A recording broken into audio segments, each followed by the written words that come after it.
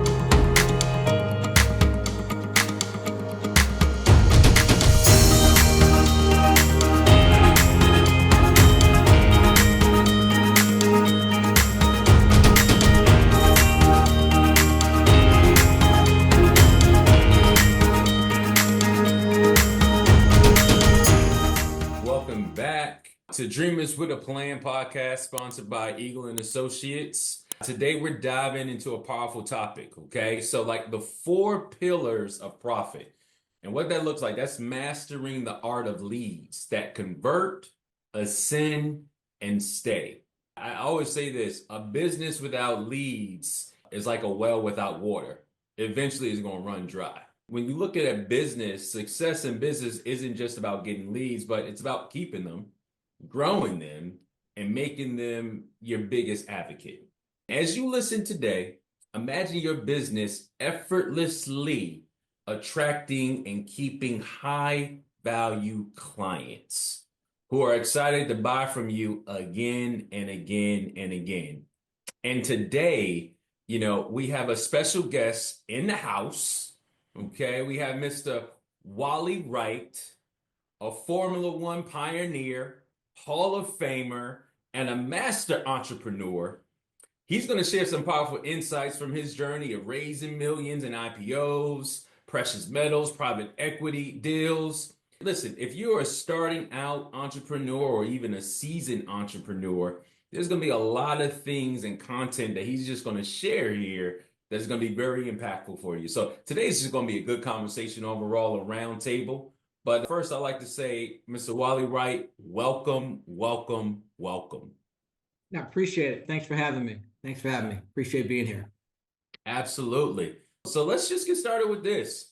What inspired you to focus part of your career in the realm of business development, lead generation?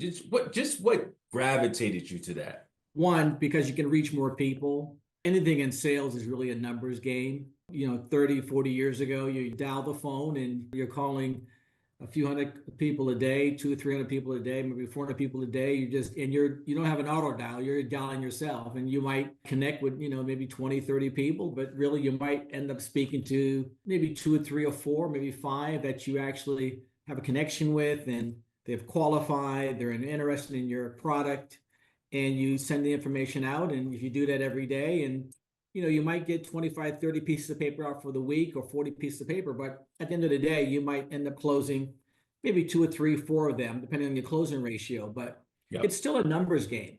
But those days have changed. It's pretty much antiquated right now. Right now, technology is moving so fast right now that you want to be able to just capture people quickly, especially ones that are calling in. And if they're calling in, at least that the door is already cracked open, number one. And that's half of the battle right there. And then just start talking about what you have in your product and what you're doing, and your numbers go up exponentially. They really do. After that, the rest is history. Yeah. It's like to the point of when you put the right systems and the right structure in place, it's going to take care of itself, right? But That's true. Still have to have the point where you understand this is a numbers game. At the end of the day, when you're building a business and you're looking for leads to build a business, get new clientele, it's going to be in numbers. You need a nice wide net with it. And listen, Wally, I know there's so many challenges that stop people from, generating more leads and things of that nature. But from your experience, what would you say has been like the number one challenge for people generating leads? You want to find people that are looking, number one. And two, let's go back to the individual. Most people are lazy, and I'm just going to kind of put it out there. Most people, after a few moments, You go pull the Band-Aid off real quick. and after a few moments, because 99.9% of the time, you're going to get no, no, no, no, no, no, no. One thing I've learned back from 40 years ago that maybe it's just kind of been in my DNA through my parents, maybe playing football and just athletics. No never meant nothing to me. It just really didn't. I don't know. It's just how I grew up. It just no just meant, okay, well, next. And that's how I've always been. So that's never deterred me. But at the end of the day, first of all, as a salesperson, if in your closing, and even if you're starting getting big numbers with, calling leads and leads are generated, it's still a numbers game. And you got people that are going to say no too. But first and foremost, you just have to have a mindset, and your skin's got to be really thick. Like, yes is great, no is great. You keep it moving. You really do, because you're going to get yeses, and the yeses keep getting more and more yeses. You're going to get more no's than yeses. But guess what? After like a week, just think you've gotten 40, 50, 60 yeses, and you're doing that consistently and persistently. You can write your own ticket after that. Yep. You really can. Yeah, I definitely agree. But it's just funny because we grew, he's my brother, right? And I'm only a couple years older than him. We were bowling the other night, and I went to bowl, and I was doing good. And he said, boo. And then I got a gutter ball. So I said, I'm going to do the same thing to him, right? So he gets up there, and I say, boo.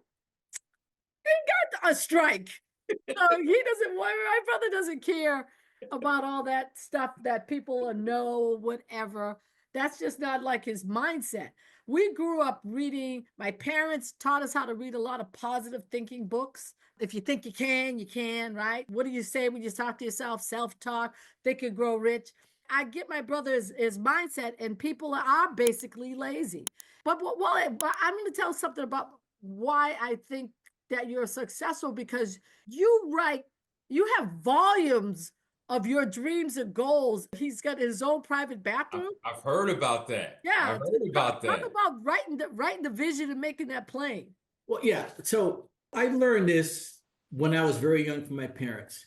My mom and dad would say, write down your goals. I said, okay, all right. And dream big.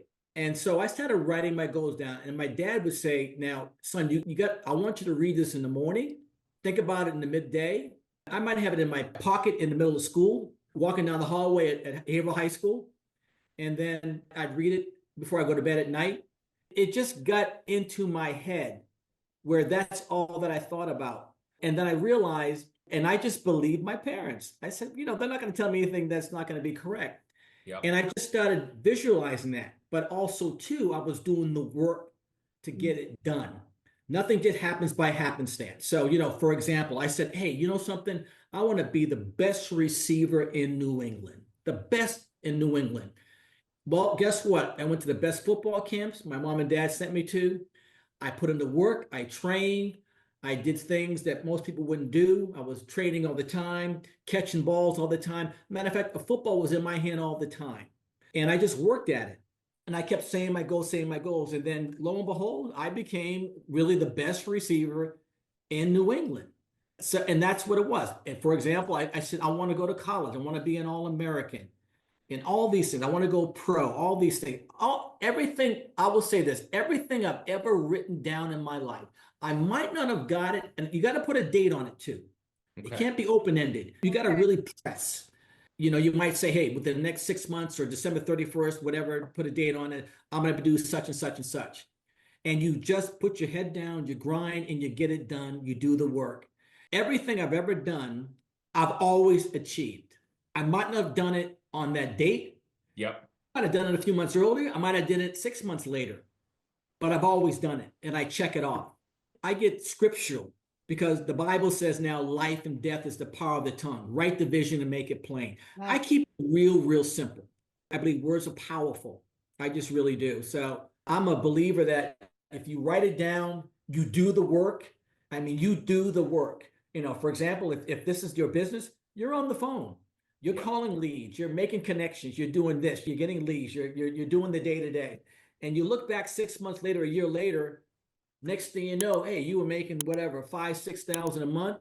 A year or two later, you're making $250,000 a month. So you say it's exponential, right? Because it's Yeah. consistency It's just and a number. consistency, right? So in your head, you have to have this mindset that it's almost dogmatic. You do the same thing. It might be boring, but you do the same things over and over. Over and over. And as you're doing it, you're perfecting what you're doing. And it's just amazing. And then sometimes I hear myself talk. I'm like, whoa, where did that come from? I'd buy for myself. I would. Let me give you an example. I know how you felt. I felt like that yesterday. I did a meeting. I was like, man, I would say yes to me too. Go on.